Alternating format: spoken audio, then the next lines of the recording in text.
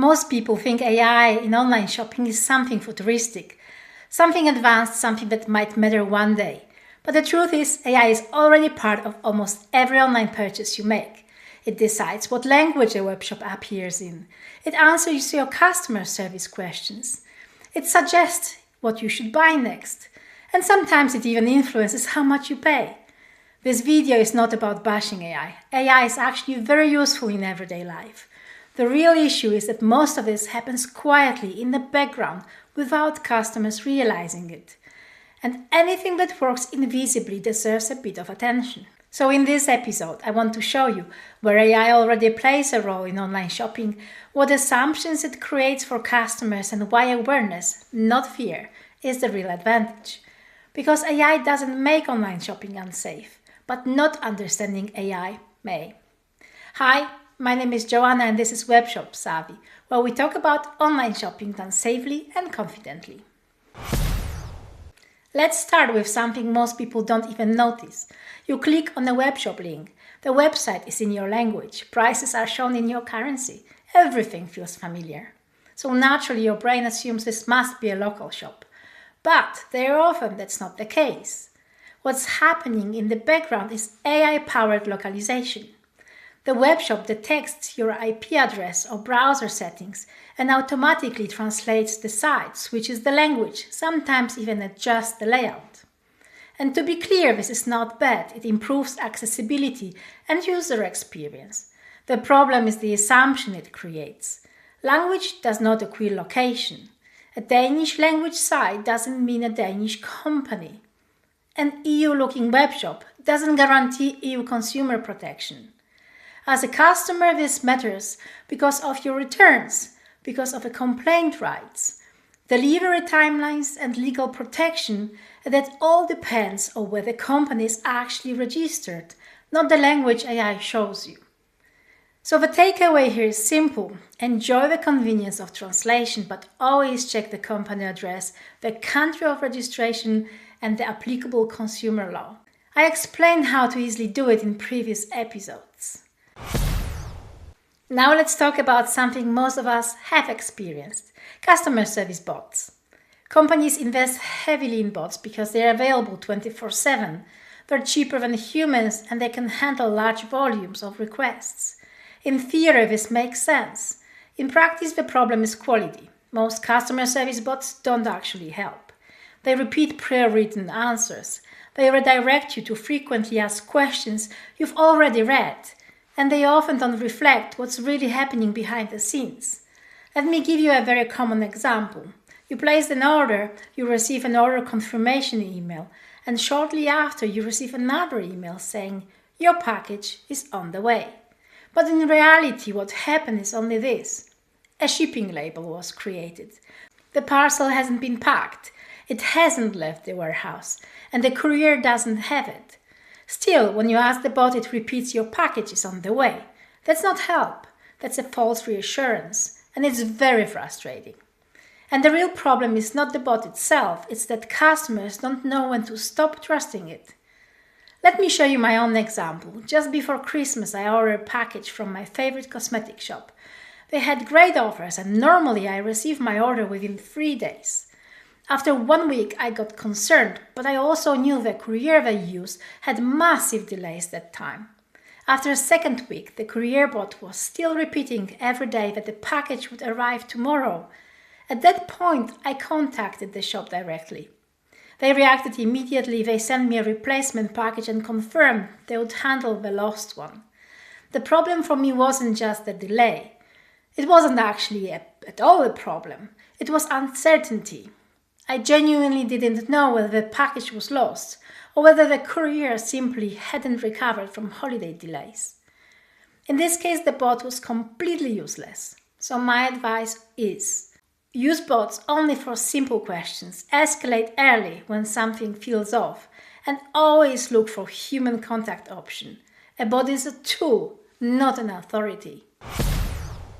Next, let's talk about personalized recommendations.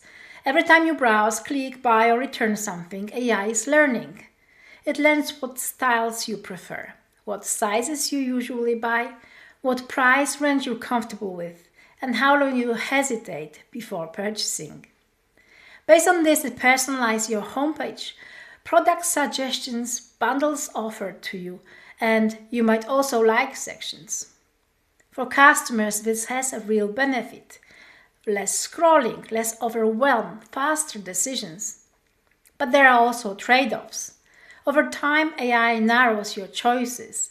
You see more of what it thinks you want and less of what you might discover if you explore freely. This can reinforce habits, limit price comparison, and subtly shape your spending behavior. So again, AI isn't bad here, but it's not neutral either. Use recommendations as inspiration, not as final decision maker. A good comparison here is social media. Algorithms can become so limiting that after watching just few reels about dogs or cats, but almost all you'll see next. It's efficient, but it's also very restrictive. Now we get to one of the most interesting and sensitive areas, pricing. Many online shops use AI to adjust prices dynamically. That means prices can change based on demand fluctuations, competitor pricing, time of the day, and sometimes even your browsing behavior. Repeated visits can signal strong interest, willingness to buy, or low price sensitivity. That doesn't mean the shop is watching you personally, it means your behavior contributes to a pattern the AI reacts to. AI can also trigger personalized discounts when it senses hesitation. For example, you leave a product in your cart, it's going to send you an email, you have left the product in your cart. You revisit the same item several times, or you compare prices elsewhere. The benefit for customers, sometimes you get better deals. The risk, not everyone seems the same price. And loyal customers may actually pay more than the new ones. This is where awareness becomes power. If you understand that prices are flexible, you're less likely to rush. Comparison, timing, and patience still matter, even in an AI-driven world. Think about travel bookings, flights or hotels. Have you ever checked the same flight twice and then the third time the price went up? That's an algorithm nudging you to purchase. What can you do? Well, try to use incognito mode. Clear your cookies and cache. Or try a different device or browser once you finish your research. So if you research on your laptop, try the final booking on your phone using mobile data instead of Wi-Fi. Let's talk about urgency. You've probably seen messages like only 2 left in stock, 10 people are viewing this item, popular in your area, selling fast. I've already explored this topic in previous episode. Feel free to check it out. What many customers don't realize is that these messages are often AI-generated estimates, not real-time facts. That doesn't mean they're always lies, but they're not always reality either. AI uses probability models, historical data, and behavioral patterns to trigger urgency at the right moment. Urgency works because it bypasses rational thinking. It pushes you from considering to acting. The key thing to remember is this: urgency is a sales technique, not a customer benefit. Your best defense is time. If something is truly a good purchase, it will still be a good purchase after a pause.